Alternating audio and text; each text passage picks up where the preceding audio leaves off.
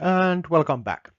So this is the ninth lecture, so let's get started on the topic. So software maintenance, and this is the probably the last one of the lectures where we are talking about things that are directly applicable when you are doing work on maintaining an existing code base. Today we are talking about the legacy systems and what we should do with them, especially when we are replacing them or making designs on how to replace them. Also, we talk about the software age and why actually the software systems gain age or how they alter when they become older, why this happens, and what's related to these aspects. So, but let's start, like always, with a short recap from the last week where we were talking about test automation and other software maintenance related tools. So, basically, the idea of all the testing systems, whether it's really old-fashioned monkey automation or something new, excellent or sophisticated model-based test automation, is that we try to achieve more with less time.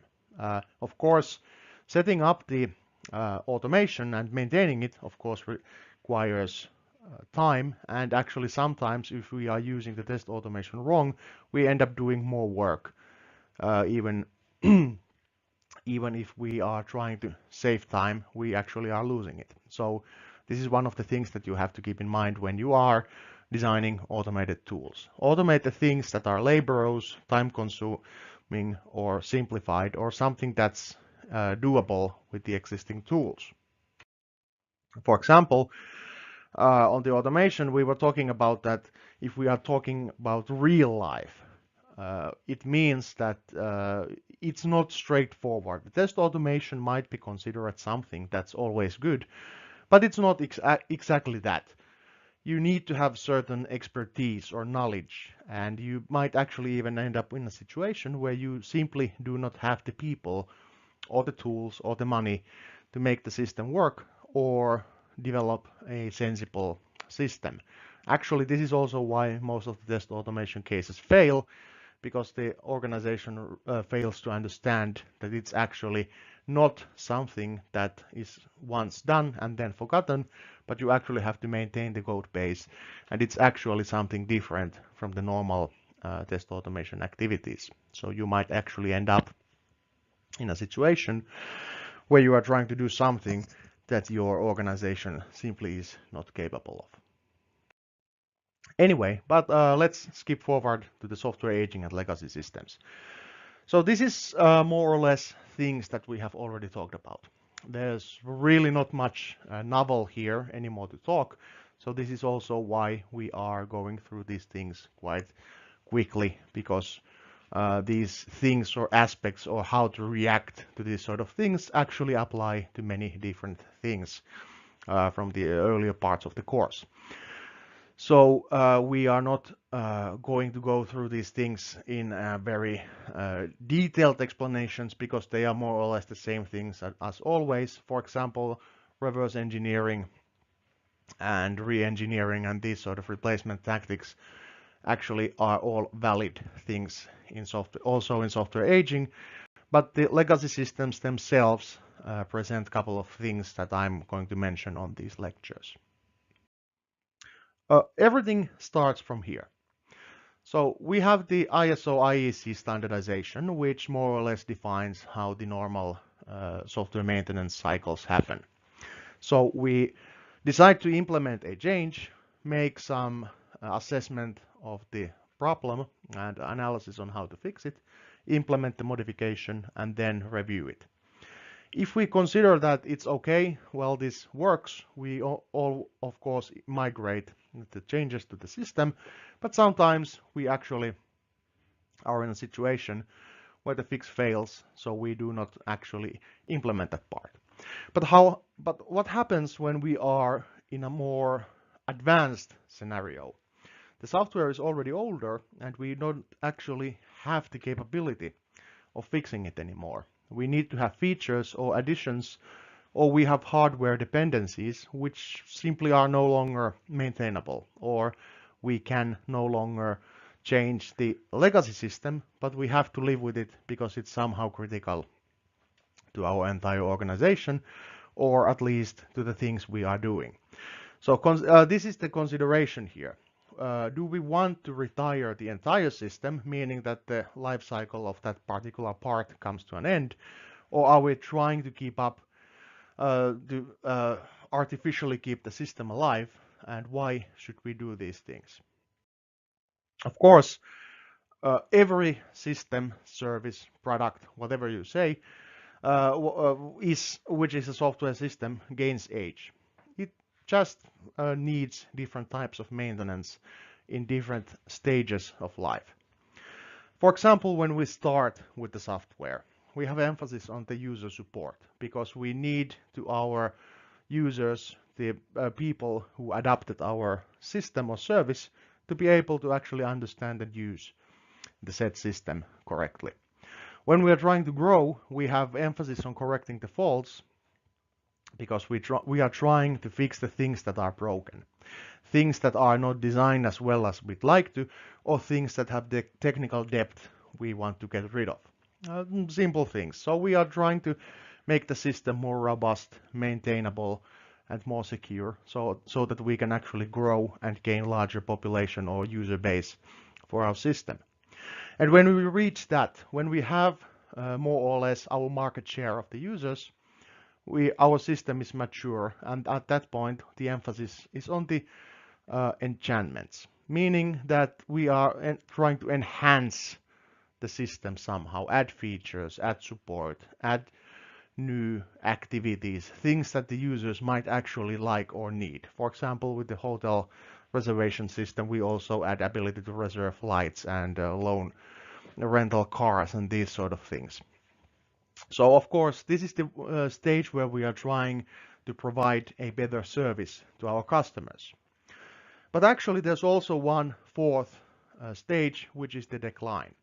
This hasn't been covered that much on this course, simply because this is actually one of the things that you tend to end up doing when you are a bit older software developer, and you have some understanding on how the older systems used to be done work, what was the technology of that time, what is the current technology of today, and trying to ensure that your system, which was fine and modern and very good when it was made, is still up to the snuff on the current systems against your competition or usable on the existing technology. This is also, of course, when the scenarios come when you are forced to run the system in a simulated mode or virtualization, or between the software and the hardware, because simply the original system is no longer capable of using the hardware directly. But on this last stage, we are talking about the legacy systems, things that we need to keep alive, even though we might be already considering how can we replace this. If this fails completely, how can we do an emergency maintenance to replace it somehow? Of course, this is not always possible, but this is also something that we have to take into consideration. So, software gets old, like any other product or service system or anything else. So, but if we have enough users, we might warrant revisions, re-engineering work, replacement of modules, these sort of things, simply because it's always usually cheaper to fix the system and keep it running than make the entire new thing. Of course, some systems tend to live very, very long times simply because they have users or they become critical part of some larger entity, and this original system is too valuable or too risky to change. For example, industrial automation, things that run the factory floor, or industrial robots, or these sort of things actually are a good example of this. We simply cannot close down the factory. We try to keep everything alive as long as it's necessary or possible, And when the product which the factory makes is no longer in production, then we might scrap or replace the system to re-engineer the factory plant to do something else. So basically, this is also what more or less most of these legacy systems are all about. We are using something that we cannot replace because it would be a major overhaul or problem to the organization if that fails, and we have to do changes which make the old system not available.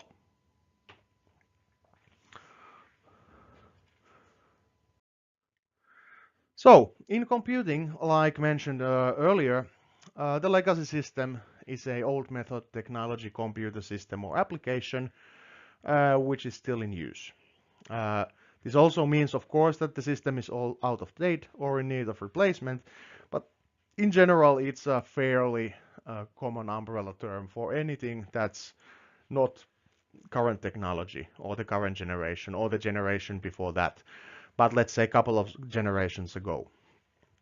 So in that sense, calling something a legacy system or legacy technology or legacy method isn't actually that doesn't contain that much information. It just says that it was done a long time ago, or it's something that we might want to consider for revision and re-engineering if we have money and need to do that at some point. Legacy system or legacy software, however, it has to be somehow useful. Of course, this is a given, because if it's not useful or it's not no longer used, then we just simply get rid of it and throw it away. Even if it has a couple of customers, but if it's a non-meaningful amount of money, or it doesn't actually even generate anything anymore, or if we consider that the so low amount of our users or people are dependent on it, that they will find some replacement if we drop this software, is usually where this happens. But if we are considering how to maintain a legacy software or what to do with them, it also means that that software has to be useful. So, for example, it contains experienced or validated knowledge. It contains some information, data, which we need to access or which we need to have available somehow. Or it might be used by someone who is actually still paying for it, meaning that we have to honor the agreements and at least with those users who have contracts, make some arrangements on that this service will end at some point. This is also one of the reasons why, for example, Google tends to have everything in beta or open access beta stage, because it also implies that they can replace or scrap the system whenever they like it. If they make it to the full released version, then someone will have a contract on it, and some businesses might be using it, and then you can never, or it's much more harder to get rid of that sort of things, especially for a company like Google, who has millions upon millions of users. So even if it's a really fringe product, it still has thousands of people using it somehow. So this is also one of the reasons why they are very careful about what they want to actually release. And of course, legacy systems also tend to have something that is needed but cannot be covered by existing software or new software. This is more or less about the industrial automation case here, because it's not that simple to just replace an entire system. This is also why some older hardware systems are still manufactured, because, for example, the nuclear power plants in the United States are standardized to use certain type of hardware and certain type of operating system beneath as their embedded platform. And even though that platform is now about 40 years old, it's still the validated one and still the one against which everything works if the system is built to the spec. So of course we can't replace these things easily, because it would require huge amount of testing and regression testing and validation and all these other things, so that we can actually say that, okay, this is a good replacement or suitable replacement for that old part. So, starting with the software aging, what actually happens when the software gains age? We are having this discussion in two parts. First, we talk about the software aging itself, and then consider some aspects on what actually what we actually want to do with the legacy systems, or what could we do, and what sort of things to consider, how to model the needed changes, or what sort of information to gain from them. But let's start with the software aging. So, programs like people get old. There's a saying here that, of course, we can prevent aging, but we can understand what happens, take steps to limit what its effects, and temporarily reverse some damage. So basically, we are acting as a sort of a doctor for or Medicare professional for software systems. We need sometimes replacements, modules, hardware platform support systems, something like to this degree. But in any way, we are fighting against time. And like always, time tends to win all these arguments. But let's try to see how we could actually keep the system running as long as possible. So, of course, some people might argue that computer science and computer systems and programs, they are just mathematics. They are methods, procedures, actions, activities. So how can they become old? So if a mathematical theorem was correct 200 years ago, it's correct tomorrow. It's going to be correct 100 years from now, because of the mathematics do not really get old. The physics around the world, or what we know about the quantum physics or astrophysiology, will probably, astrodynamics, probably we will gain more knowledge, but with the mathematics, things don't decay. We know that certain theorems are correct because they are. So it also means that because computer programs more or less are an exercise of a mathematical logic, it would mean that if a program is wrong 100 years from now, it has been wrong when it was written, or something has happened. Of course, all these things are true. Mathematics don't get old. Mathematics is probably one of the only inventions by mankind which doesn't get the effects of aging. But with the computer systems, we are talking about really complicated things. It doesn't have to be a large software or large system when we reach the same amount of components that we used to have, for example, in a space shuttle. So of course, these are the things that cause age to the software. So software aging, of course, is important because we have been doing software development for about 50 years now, 60 years, give or take. And our problem is that we are one of the first or the second generation of people who are actually seeing the world where we need start to think about replacing existing software systems. Definitely the first generation who needs to consider, for example, how we can replace things that were relying on internet, or how internet affects things, or how do we digitalize something that used to be a closed system, or do we actually need to digitalize that, or make it available online, or connected to the Internet of Things and that sort of thing. But anyway, for most companies, their products are already only software. They are software products, software services, or something from between these two things. And these companies need to keep their product viable, usable. Well, a bit similarly like with the hardware developers or system developers. For example, car manufacturers can't sell the same product which sold very well in the 70s, simply because the technology and needs and other things move forwards. So of course, we are now seeing the same aspect in software engineering. So of course, there's also the problem that sometimes the old systems are just fine. They may not look very sophisticated. They might not actually have all the abilities that you would have if you had the new system. But in the end of the day, they work. But they do what they were meant to do, and they do it with very simple activities, and things keep happening. But of course, because usually we look upon the old products like they are something that's having problems. It's not really what we want. It's not modern enough. It's not new enough. Meaning that there's the sentiment that of course if this software had been designed or made today and today's techniques using today's technology, it would be so much better and so much fluent.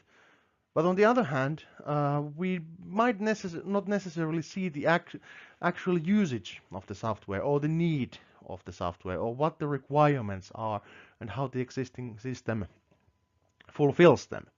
So what I'm trying to say here is that the legacy isn't always bad. Sometimes you might actually be wiser to use the older technology and just make a modern addition which still functions with the older framework or the older ecosystem, simply because the older ecosystem is robust and good enough to use as a platform, even though it sets some restrictions or limitations on what you actually can do with it. So what are the two things that cause aging then? Well, basically, there's two things. For example, the original author of this work, from which I am referring to, mentions that it's lack of movement and ignorant surgery, the two things that are most common things that cause software age. So the lack of movement more or less means that the owners fail to modify or meet the new changing needs. Like with the car manufacturers, again, this is a good analogy for this. The car manufacturers design new cars to get people interested in their new products. What are the new needs for the people? For example, if you were selling electric cars, these small doghouse-sized one-person cars which run on pure electric in the 70s, you would have been left out from the exhibit because you are selling something that no one really wants to or needs. But on the other hand, the times have changed, and if you are today introducing these huge highway monsters, the American steel or American muscle cars, on today's environment, you will be booed out of the stage because you have completely failed to understand what people, well, most of the people, actually want. So the product which was great in the 70s would fail on today's market, and the product which is great today would have failed on the 70s market. So this is more or less the lack of movement. We fail to meet the changing needs and requirements. On the other hand, we also have the ignorant surgery, meaning that like the analog I used earlier about the doctors trying to ensure that the system stays alive as long as possible, we can do a hack job surgery or we can do a good work. So usually because of money and time restrictions, we do the hacksaw thing because it's quick, it's easy. Let's add a bit more technical depth to the system because why not? It's done and now it works. But this also means that we actually lose information on what the system should be doing and how it was built, what different things mean, and what the new replacement things are doing. So we are losing optimization internally in the system. And of course, this is a bad thing because in the long run, it means that we end up in a situation where our product is unmaintainable mess. And of course, these two things are the main causes of software aging. So, like said, the lack of movement says or means that the users will become dissatisfied and change to something newer or what they conceive as a better product simply because our software no longer has the frequent updates, doesn't have the newest content, or simply doesn't move anywhere. This is also very fairly usual if we consider something like games industry, which in this sense is a bit of a bad example because they are product of entertainment and they lack the requirement for actually having something to do. But for example, if we have the newest game, let's call it like a Battle Force 6, and we have the older product, Battle Force 5 or 4. No one plays the older models because, for example, they don't have the multiplayers, they don't have content patches and so on and so on. But basically this is the same idea. You move to a newer product when you see that it's still maintained, the bugs are fixed, and things still happen. No one wants to use a software where we have a known bug or known problem, but no one is willing to actually make a thing to fix them because it's no longer profitable to do so. Also, it means that the users' requirements change. How people want to use their software changes. For example, when I started at the university, the mobile phones were still just phones with the ability to send text messages.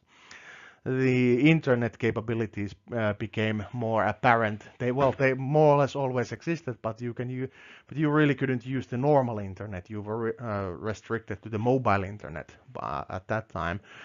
But for example, now if it doesn't work on a mobile system, it's a complete failure of a product or a service. So this also means that going backwards, things which have worked in 60s, 70s, 80s, even 90s actually wouldn't be used by people anymore simply because the systems, the platforms, the hardware, the way we use computer has changed.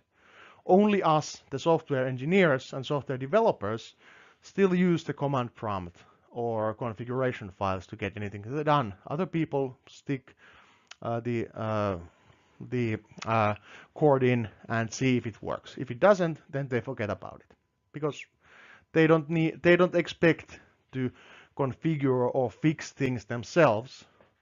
And why should they? They aren't paid to do that. And I think we are in a point where it's completely realistic expectation that you don't actually have to make the system work. It auto configures and everything works after that.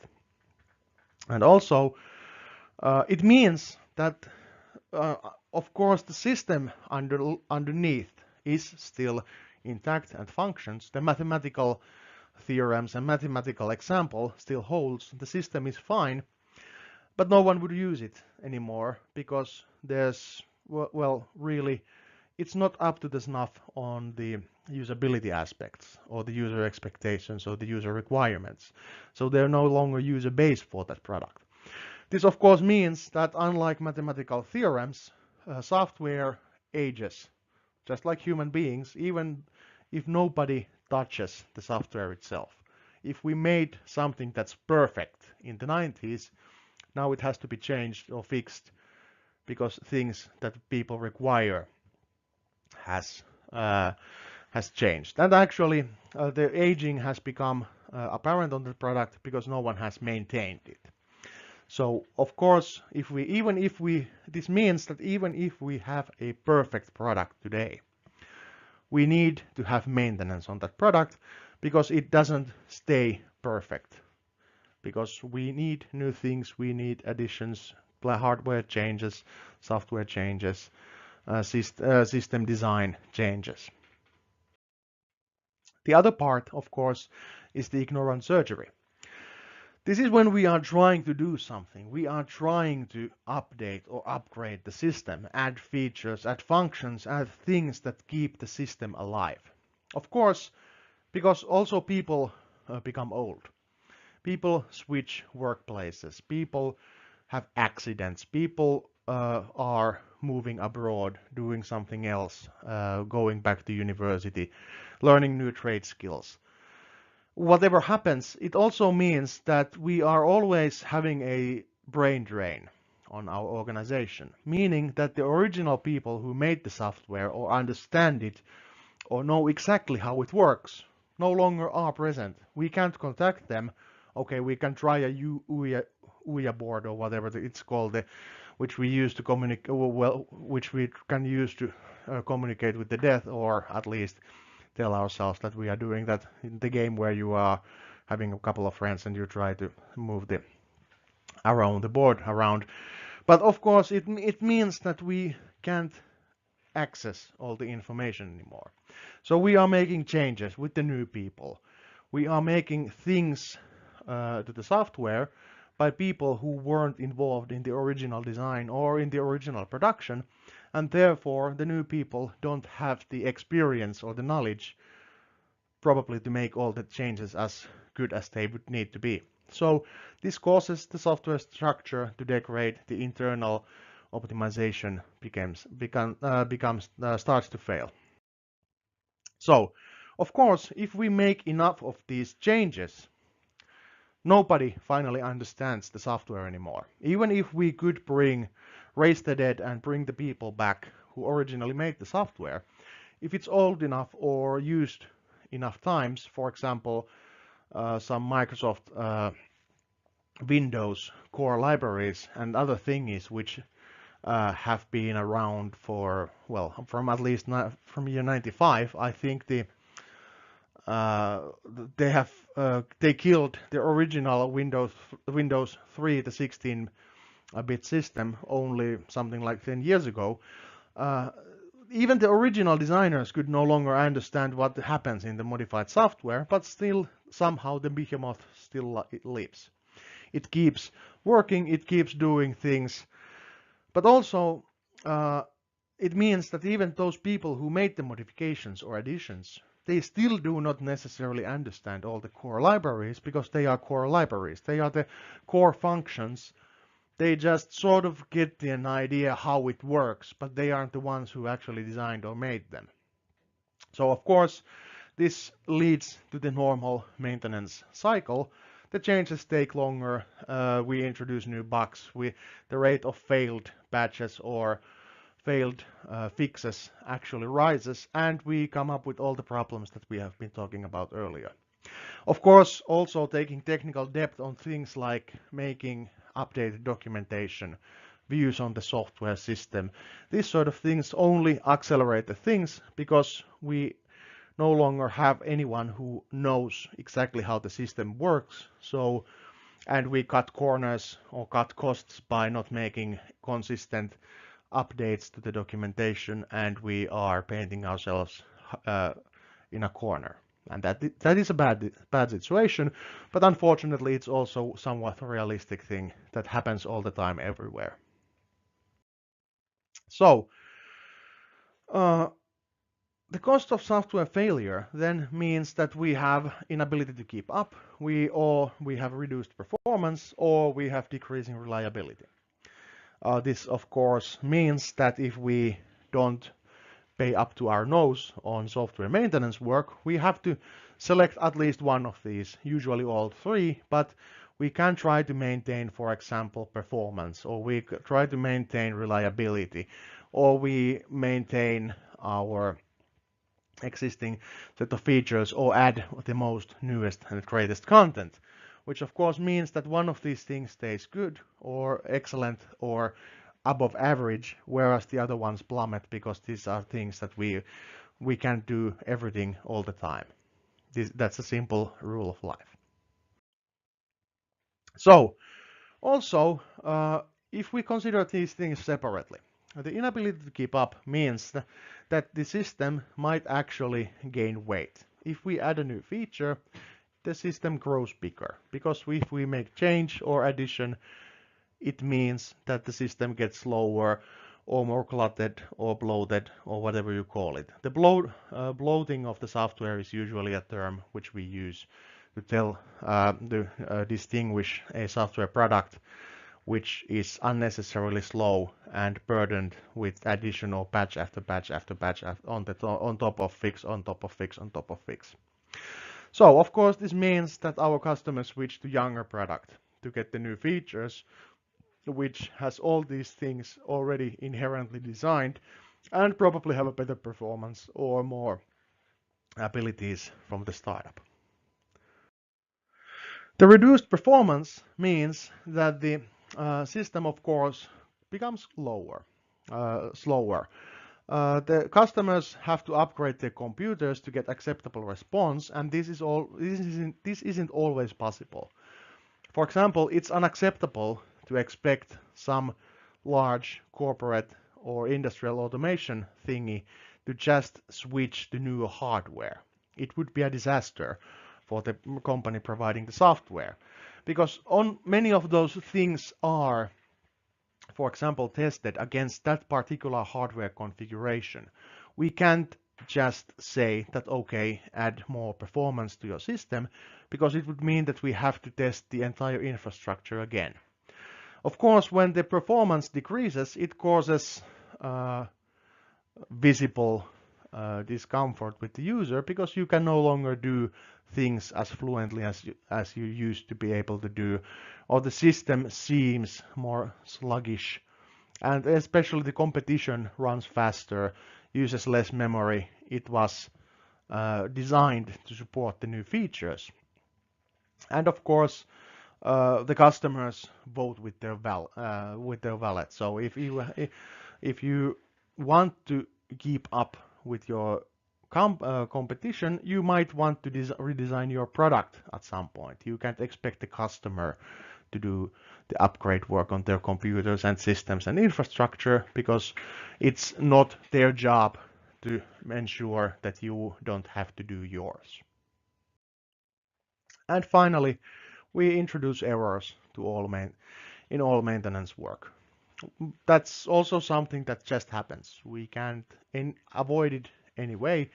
We can just add more ways to predict or catch the failures before we actually introduce them to the customers. But still, on average, we cause more errors to appear on the software. So this, of course, means that the stability of the system is hindered. And the customers really don't like to use it, or well, at some point, they encounter errors or problems so often that they want to switch to something that actually works. So, of course, if we decide to abandon the project, this is completely normal. I mean, this is the end of the life cycle thing. You just tell your customers that we will no longer be adding fixes or keeping this system up to date. For example, the older versions of Windows operating system has already done that. There's no official support for Windows 95, 98, 2000, and I think also XP has been axed. So, of course, it doesn't mean that we don't no longer have people using the software. We just stop fixing the bugs. And actually, this is a bit alarming number, but for a commercial product which is on the end of its life cycle, it's not impossible that we know exceed of 2000 bugs which the system has, but there's no longer incentive to fix them because we have a newer alternative or replacement part, or we no longer have the customer base necessitating the costs of running a maintenance team or something like that. It's no longer a meaningful product, so we can just leave those things out, and the bugs which are introduced by something like updates on the operating system or the hardware influenced problems, we no longer fix those either. So that's also one thing that keeps adding new bugs or problems to the list of things that we already don't have money to fix. So, of course, what can we do then? Well, first thing is, of course, look beyond the first release to the time when the product is old. Of course, we are not able to see the future clearly, but we can expect some things that might happen, or the most probable things that would happen in the future. So, of course, this also means that we might want to stick with the technology that's fairly popular today, because that's something that's still probably around 5 years from now. But also keep in mind that if we decide to kill some hardware platform, or if someone decides to kill one hardware platform, we might not want to actually stick our product to that hard platform or design it so that we can actually change the hardware around. Of course, if we are making something that we just have to kick out from the door, we are forced to do these problems. But if we have experienced programmers, we shouldn't just rush the first product out, or like mentioned in the slides, the inexperienced programmers might get a rush after the first successful compile or demonstration or the launch of the first product, so we need to get it out now. But like we know, as this is a course on software maintenance, the first launch, the first version of the product is only a starting point or stepping stone into the actual life cycle of the software or the maintenance cycle, in which actually most of the costs are generated, most of the profits are generated. So when we release the product, we are stuck with that for at least, let's say, next 4, 5, 10, even 20 years. So we might want to consider maintainability and supportability and hardware, how to change the hardware platform underneath the system, or these sort of things before we release our product. So, of course, it also means that we need to have fairly extensive quality control and quality management activities. Of course, we can't always invest money in large quantities on the first product, especially if we are a startup. Then we need to launch something that we have a thing that actually sells, or we have something that generates money. But in the long run, if we have the possibility, we should also invest in rigorous reviewing of the product, testing of the product, trying to understand what would it take in the future to migrate the product to a new platform, or switch some internal components of the product, and how everything works. For example, how the database management works, how the data management works, what is the development language or the development original operating system of the product. How about if that completely disappears? Of course, it's, well, not really that relevant anymore. But in the 90s, it was completely possible, for example, that the entire hardware platform completely disappears. Anyone who was making software development, for example, on the Apple systems, was more or less screwed when the Apple decided that, okay, we are actually switching from our RISC-based processor systems to an Intel standard like everyone else is using. So basically, if you had a hardware-intensive things happening, your product lost its entire hardware support and the only platform where it could be sold. So of course that's a bad thing. So let's not try to revisit that chapter in a software engineering history. So, well, your design actions. Design for success. Of course, this is a bit of a stupid thing. Why would you not design for success? Design for failure is something that the communists do. But anyway, design for success, or keeping the records and keeping the documentation and seeking the second opinions on actually understanding that you are actually doing something that's correct. You are using the right tools, you are using the right technologies, you are using the right platforms, you are using the approaches where you might expect to still have customers or clients 5 years from now. For example, today it would be a catastrophically stupid idea to use something to design something that uses fax machine, even though the Americans still keep using those. But still, even if it's a very polarized example, it's an idea or consideration that if your design group or people who you are working with have absolutely no idea how people communicate today, they just send their lawyer to do some bidding and then they come back with the results, you might end up with something that eases the use of fax machine. And of course, that even if that sounds ridiculous, it's not that far-fetched in a sense that not always everyone who is making the decisions is actually expert on these things. Also, well, on the design for success, mechanical aspects, design aspects, maintainability aspects, these sort of things are also important, even though they might actually seem only a costly alternative of doing a quick hatchet job and then kicking something out from the door. So, design for change is the idea behind the design for success. So, try to use form of abstraction. Try to use form of object orientation. try to use low coupling, high coherence activities, because this also means that you probably can salvage parts of the product when you have to do major overhaul, or you can limit the need to do changes to a relatively small subset of things that you need to change.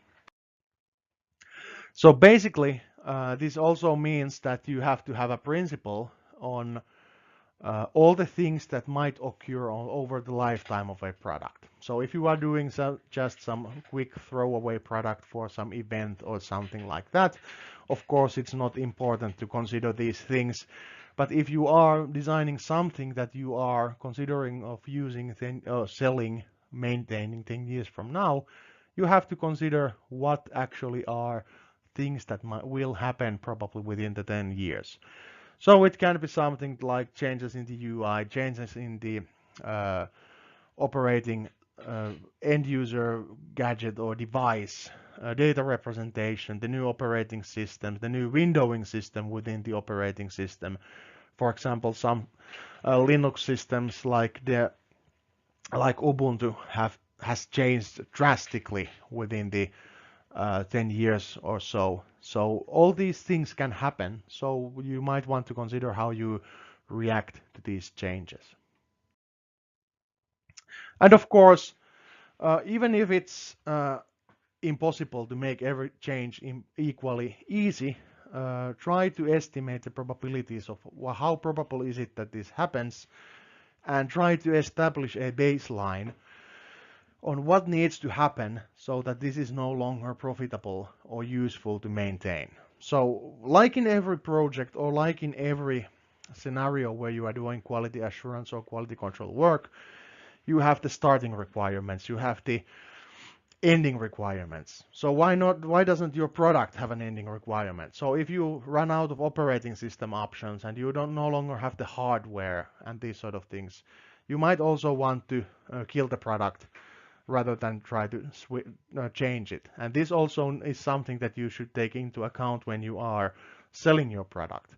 So if you are confident or know that there might be things that cause this product to become obsolete, then you might not want to tie yourself up to that product in a way that you can't really kill it even if you need to.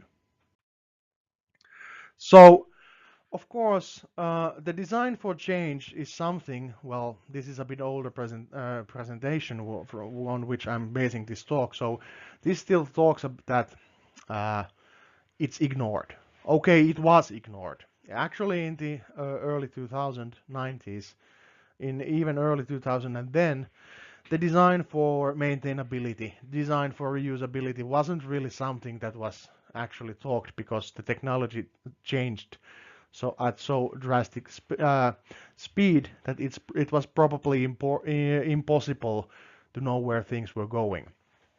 But actually, there's also a couple of other things. For example, the programmers are impatient. They want to get the first version working and then they just want to do something else. Maintenance isn't cool. It's a thing that the people do who are not capable of making new things. Of course, that's complete bullshit because most people end up doing maintenance work because maintenance is the longest and most influential part of any software's life cycle.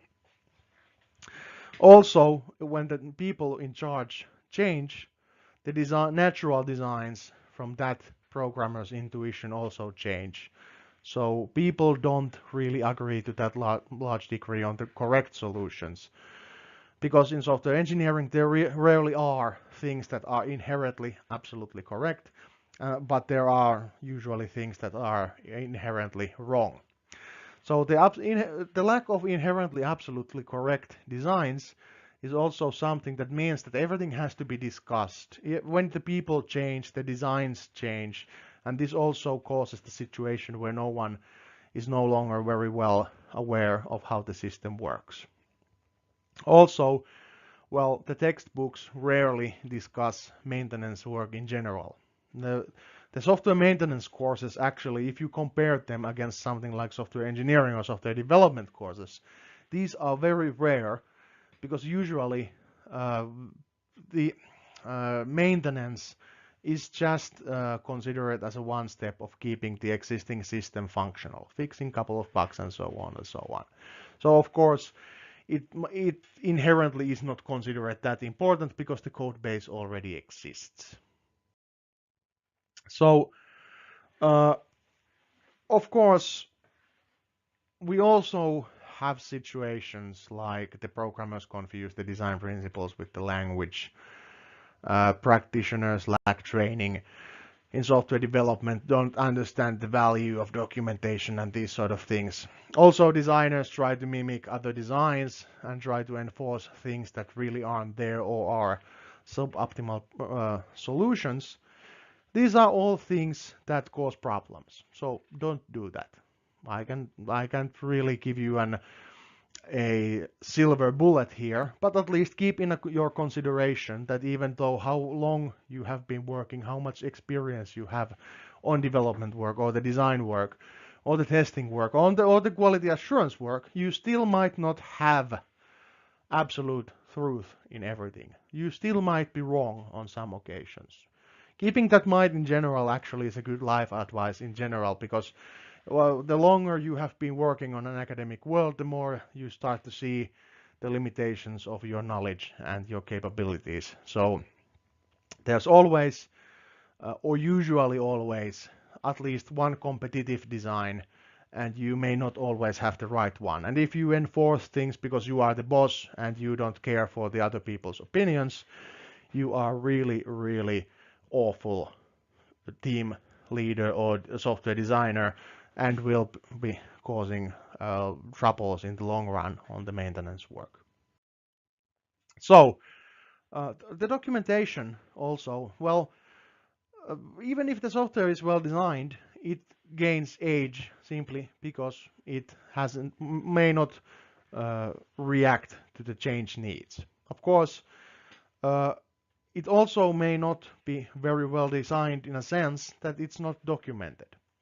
It's inconsistent, it's incomplete, it's written by someone else, technical writers, who are just doing some what I would call monkey work, writing down things that are irrelevant, not actually understanding the product, but just making the necessary documentation work, so that we can say that we have documentation. And of course, this is not the thing that the documentation is there for.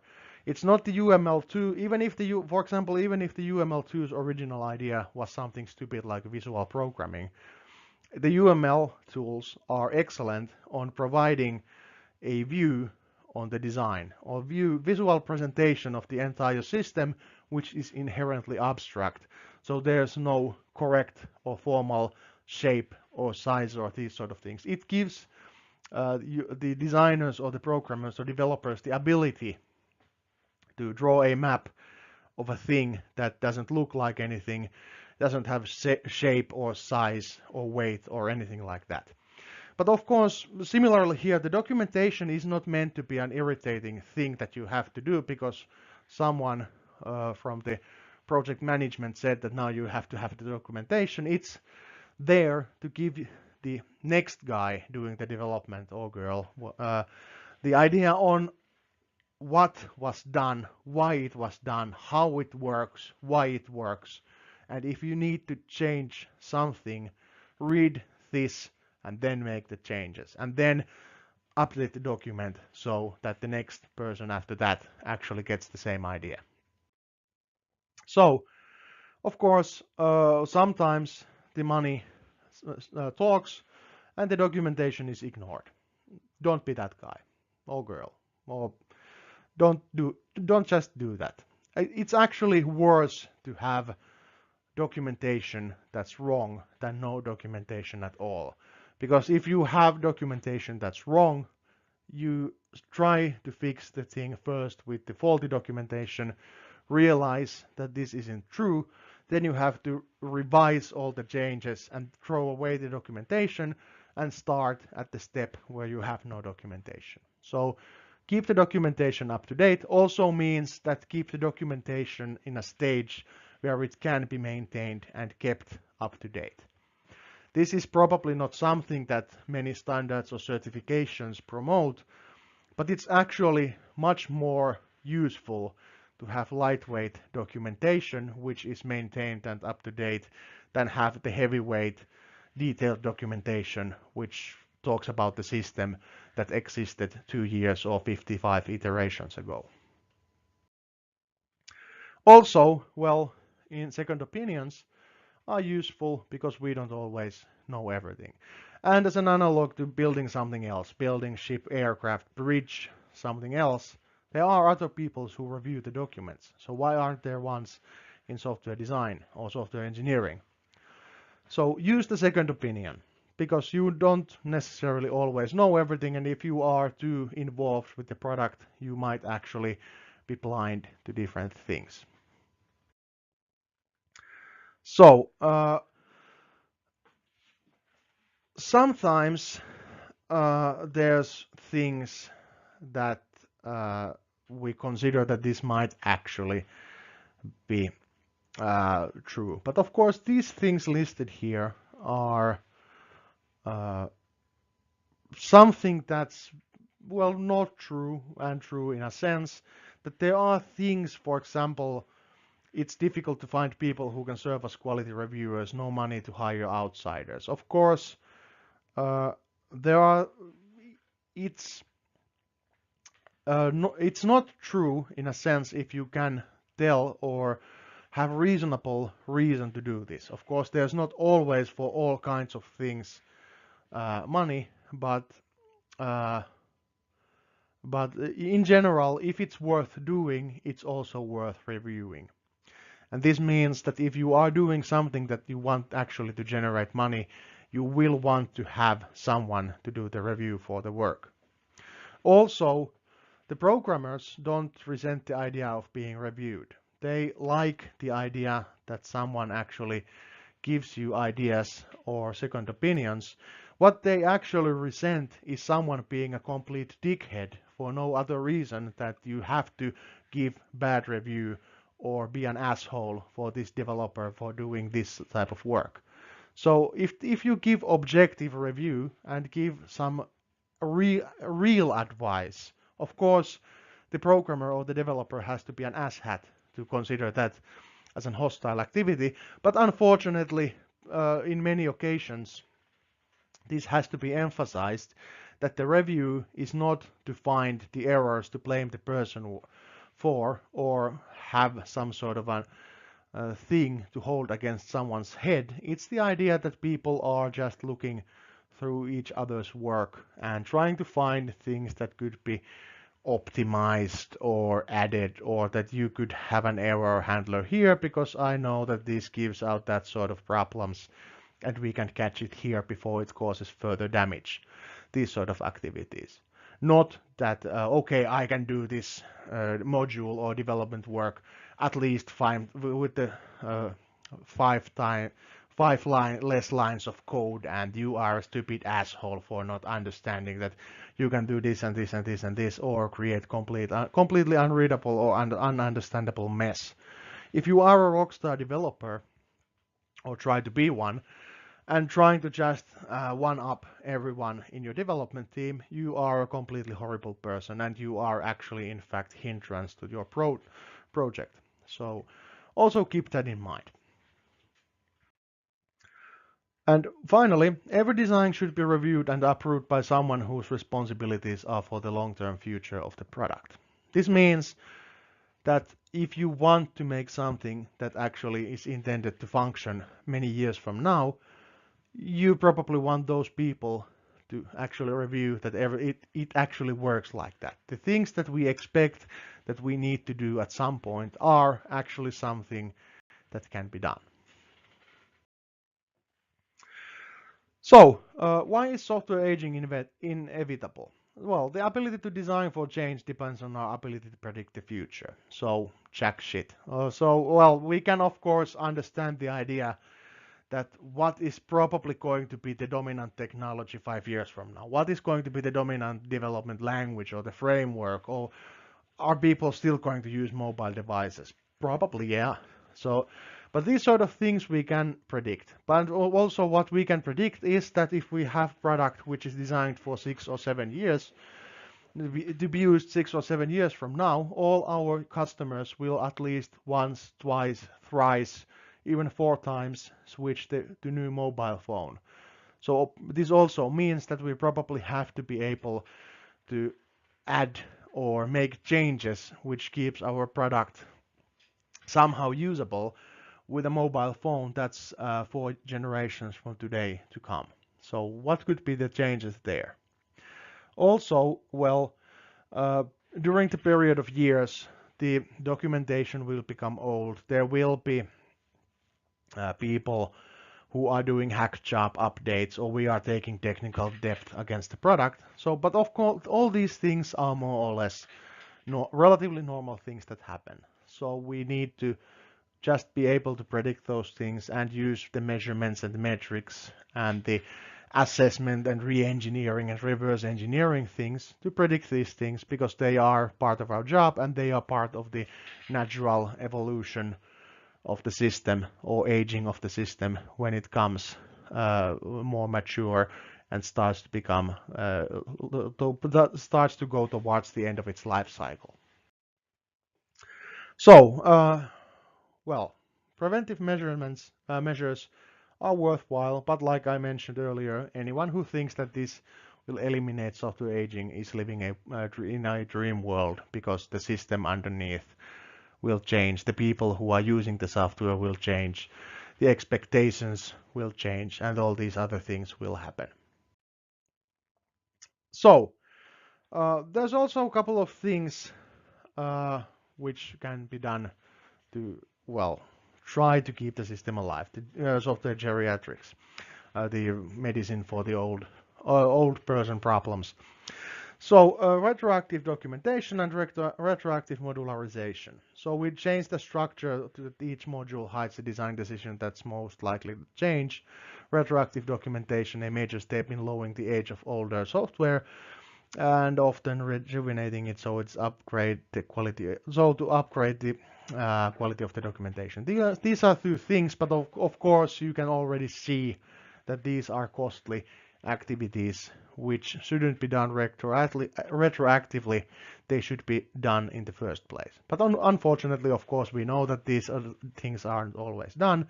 So now we just have to do them after the fact.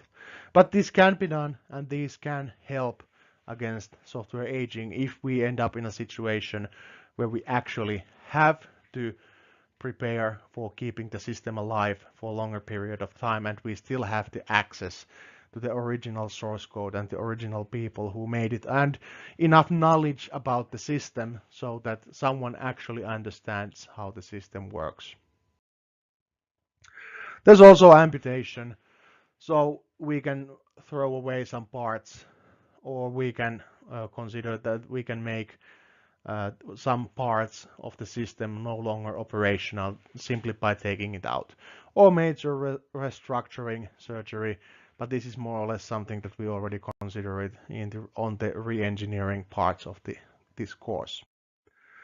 So overall, planning ahead is a good idea. So you shouldn't really rely on iterations after iteration after iteration of doing software development work, so that we just keep it running to get things to work. We just throw this out and fix it later. It doesn't live for long by using that approach. Also, if it's not documented, it's not done, and designs and changes need to be documented and reviewed for later use. Of course, this means that you need to plan ahead, like mentioned earlier, and this is a way to keep the system alive for a longer period of time than just a couple of years ahead. If we are just skipping with the minimal hack job maintenance work, we are going to end up with a product that's going to die in a relatively quickly. In a relatively timely manner, because it also means that there's no more interest to invest in the life of that particular product or service. So, on the second part of this lecture, we have about 30 minutes left, so we are talking about how to work with the legacy systems. This is something that you can read about on the Somerville software engineering book, which covers most of these topics in quite detailed sense, and it's actually something that's available on our library. So we are just going to look through the basics here, and you can read more about this on the software engineering book. These are more or less just basic things that happen, and this is more or less situationally useful information. So this is something that you should probably dig out when you are actually maintaining or trying to work with a legacy system. So, of course, the legacy systems are still business critical, meaning that usually they have normal functions on business, they have daily use, or at least enough use that they warrant their existence, or they are part of a larger thing that you really can't mess with. It's one of the servers in the bank supercluster. You don't know what happens in it, but damned if no one is going to shut the server down and see if the entire cluster goes down with it. So of course, these are the restrictions and things that you have to consider. So of course, this also means that it's a significant business risk to simply scrap a legacy system and replace it with something else, because it may not have complete specifications. You might not actually know what's actually going on inside there. Also, if we consider things from in a larger perspective of the entire business process, not only the software system or the software components or the parts of the system, the business process might actually be reliant on the legacy system in a ways that you or we as engineers or software developers are not aware of. But it also means that if we just shut the thing down, it will not work. And finally, we know that new software development is always risky, may not be successful, or it might take a couple of years to get the new system run as fluently or smoothly as the older system, which is okay on some auxiliary things that are rarely needed. But if it's something that on a major business process, which happens daily, we really can't say that, okay, it doesn't work. Just don't do business. Send people home and don't pay them anything. We'll fix it at some point. So, well, the problem here is the same as earlier. We need to change the system so that it remains useful. However, when we are upgrading from the legacy system, there's several problems here. So, in addition of the different themes and different knowledge and experience, there's also the system structure or the hardware itself. So it might be an obsolete programming language. It might be corrupted by many years of maintenance. It might actually have file structures which are no longer compatible with anything that's currently on market. This is something that usually happens with the databases or data management solutions, or some other hardware failures or compatibility issues. Of course, because it's expensive and risky to replace the system, it's also expensive to maintain the system. So businesses in the end consider this against each other. Is it more expensive to keep maintaining the system, which is painful to maintain, or is it something that can be replaced, or we can try to replace the system, for example, by mimicking how it works and trying out if we can make a new system that mimics the old system. This is more or less the legacy dilemma, and this is the mimicking approach, or seeing what goes in, what goes out, and trying to guess what happens in the middle is actually somewhat common or somewhat usual approach on doing legacy replacement work. So, of course, well, the legacy systems themselves have several layers of abstraction. Here are some of the things mentioned, and the important part here is to understand that not only the hardware or software is involved, it's also about the data, it's also about the business process, it's also about the business policies and rules. So not only are we switching the software and hardware, we need to consider the information that the system holds and the people who are using the system.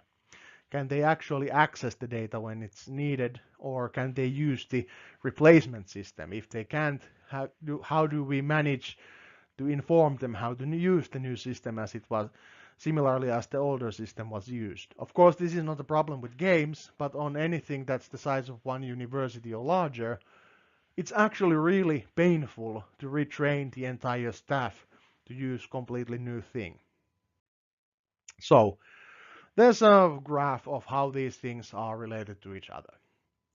So basically, the business policies are the uppermost abstraction level, and the system hardware and this application software and the application data are more or less the things that are tangible. At least they have some form of shape. We can get some sort of specs from the hardware. We can get some sort of metrics from the application software itself, and we can get some sort of representation from the data it manages. So it's a layered model. Like I mentioned, the abstraction level goes towards business processes. In principle, it should be possible to replace one layer while not changing the other ones.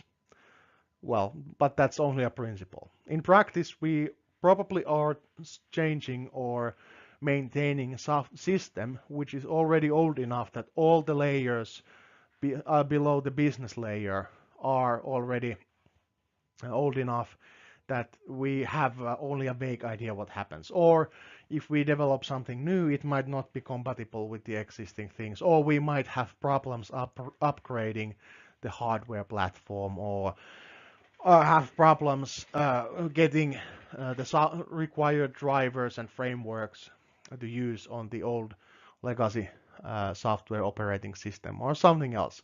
So usually we can't just change one layer, even though it's something that might actually be considered possible to do. So there might be this sort of approach into the system. There's huge amount of files, huge amount of programs, something happens, someone uses something, we don't know. But so this means that it's completely impossible to change one file from here. One program is probably doable. On this hand, we have a database, and it has several programs using it. So do we want to risk switching that away that database? Because if we do and fail, then all the programs will fail. This is the problem. So the first example, we could switch one program, or there are several clustered files here and there. But with the database, we also still have the problem, but at least we now have one implementation of the data management. So this might make things easier, but it also means that if we fail, everything fails. Also, transaction processing. Do we have ability to see what actually that teleprocessing monitor is? If we switch that or make something that breaks that part, everything falls apart. So these are the things that we actually have to consider. Of course, there's also the problem that the legacy systems don't really have the same ideology behind their design and how they function than the current systems. The object-oriented things happened in the 90s. So if we are trying to fix something that's truly legacy, object-oriented didn't exist. So nothing works in a way that we might expect them to work using today's logic or how modern software works. So of course, there's also tools, methods, which are from that era, the ideas which exist on the business side of the things, or how we can, for example, retrace how some functions work, what is actually managed and these sort of things. But this also means that we might be able to salvage the data. We might be able to salvage how things work in the organization. But we might have to actually switch everything in the software, even on the hardware side of the system.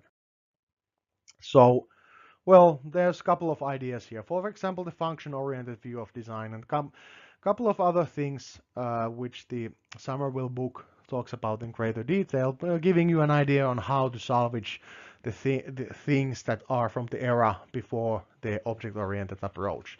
Like I mentioned earlier, I'm not going to go too much into these things, but for example, we can design based on data flow. We can design based on structural decomposition. We can make detailed design meaning that we actually have a relatively close look into the system, for example, with the reverse engineering and re-engineering tactics to understand how the system works and what happens there, what the functional design is.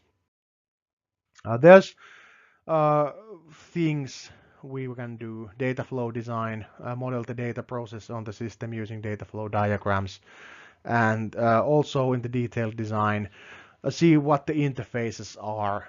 That's what sort of things goes in, what comes back as a result.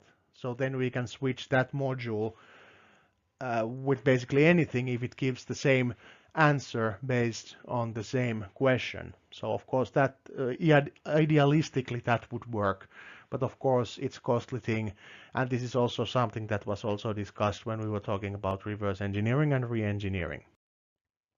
So basically these are the ways we can do this work. This is more or less the only approach we can use if we have a mystery box which we can no longer upgrade somehow. For example, with the re-engineering examples, there was talk that it's not worthwhile to do if you don't have the necessary tools to make most of the work automated. And this actually holds true also in this situation. If we have ability to at least automatically export the data or somehow convert it to a newer database system, or somehow get the old source code opened again and exported to a newer, some more maintainable system where we just have to see that the export import cycle brought back everything, and then just make some small fixes, quality assurance work, and ensure that everything works as it used to work, then we are in okay. But otherwise, these data flow modeling and usability modeling and how it tend to work is a very costly thing to do, but unfortunately sometimes we have to do it if the system is critical or important enough. So basically there's a couple of legacy system strategies. Scrap the system completely, modify the business process so that it's no longer required, continue maintaining the system, or transform the system by re-engineering to improve the maintainability, or replace the system with a new system. And of course there's ways to assess how useful each of these strategies are. For example, here is some sort of an abstract idea of how valuable the thing is and how high quality the existing thing is. So there's 4 main groups here. What the numbers mean, you can check from the book itself. So basically, this is what it means. Low quality, low business value, you scrap that thing. There's really no use for it. Low quality, high business value, this should be re-engineered or replaced with a suitable system if it's available. It's really costly thing to do. And also high quality, low business value, you try to replace things with commodity off the shelf star things, or scrap it completely, or try to do maintenance cycle if you can replace the parts with something more generic. And if it's high quality, high business value, then you continue operating the system. You just pay for the extended maintenance or more costly iterations, but if it's important to you, then you keep using it. So, of course, the assessments here should be taken by everyone, not just the engineering team, and it's basically interview different stakeholders, collect results, meaning that you can't rely simply on your people. Try to get the customers involved, see what stakeholder groups there are for the product. For example, for most of the products, services, or even simple games and stuff like that, there's tens of different stakeholders, especially if there's money involved. So try to include all these different viewpoints in this assessment, because these are usually costly mistakes if you are doing something wrong. So this is probably going to be your career defining activity in a good and also in a bad sense. So business process assessment, environment assessment, application assessment. What is the quality of the application software system? How it affects the environment? How well does the business process actually support the current usage of the system, or how well the system supports the business processes that we would need or want. Also, the viewpoint oriented approach is more or less the thing that the Somerville recommends, and it's actually the only way to get an idea on who uses the software or the system, what's it's used for, can we replace it, can we scrap it, do we have to maintain it. These are more or less the most important decisions you have to make when you are working with the legacy systems. So, for example, for environment assessment, there's this sort of a list of things. There's also other assessment areas or variables or factors defined in the book, but this is just an example of those things. Also, well, application assessment, more things. Anyway, well, you can also measure the system, number of system change requests, number of things you would need to fix, number of user interfaces that you need to create using the assessment model, for example, which were the metrics which were used earlier to assess how complex the thing is, or how complex the changes would be, or how costly they would be. This is the area where those metrics shine, because this also gives you an idea on how much would it cost to make the development or maintenance cycle, or how much would it cost to create a completely new software, provided that the actual project which delivers you the new product that doesn't fail.